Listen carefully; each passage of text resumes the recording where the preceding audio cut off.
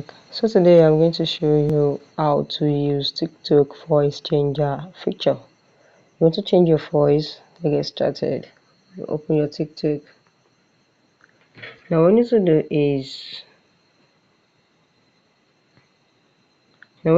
is click on the plus menu button here.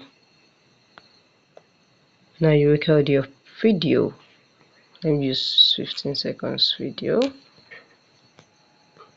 Once you do that, just click on recording. Let it record finish. And make sure when you want to do your voice, you want to use the voice effects changer, make your voice be audible. You sound very well. Now once you're done, you can see it's done. Now what you need to do is click here to go and look for voice changer. You can see voice, click on voice, and here you can change your voice recording here. You can use anyone. Let's click on equalizer, and you're going to see, you can see it has changed. You can change it to any other thing. You can change it to any other thing here.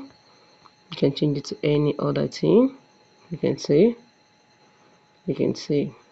So once you're done, just click on save.